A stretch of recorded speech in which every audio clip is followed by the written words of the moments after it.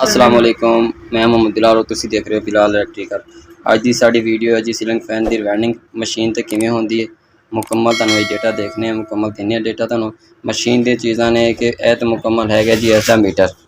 है जी तो यह हुंडाई दे मुकम्मल फसया स्टेटर तो यह फर्मे ने यह देखो ये फर्मे मुकम्मल मशीन रिवाइंड करने का फायदा है कि एक तो पूरे पूरे सैट आते हैं इन्हों का वजन पूरा पैंदा है जिवें मशीन रिवाइंड जैनुअन होंदा है इहदे कोई फर्क खास नहीं आता हवा का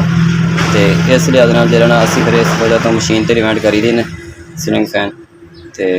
इन्हां दे जिहड़े चक्कर दी मालूमात लैने उस्ताद साहब कोलों भी किन्ने किन्ने चक्कर देंदे ने साजी इनकी स्टार्टिंग के चक्कर किन्ने दिंदे हो? स्टार्टिंग में 600 जी 600 चक्कर तो रनिंग के 330 तो इन्हों की जी तार नंबर की ला रहे हो अजकल? स्टार्टिंग का 32 नंबर तो रनिंग का 30 नंबर। हाँ जी चलो जी सू स्टार्टिंग के चक्कर दे के दिखाओ जी।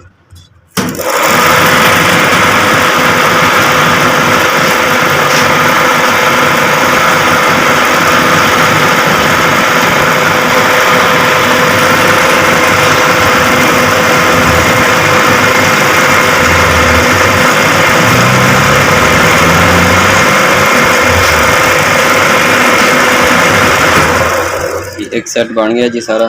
मुकम्मल ये फिर उस्ताद साहब हम चेंज करेंगे दूजे सैट पे जाएंगे ये देखो ये हम क्लीयर होगी इस लिहाज नाल जी सारा मुकम्मल वारी वारी सैट पै जाएंगे फिर कनैक्शन इन्हों के उमें ही सीधे कनैक्शन होंगे ने कनैक्शन मसला नहीं आता कोई भी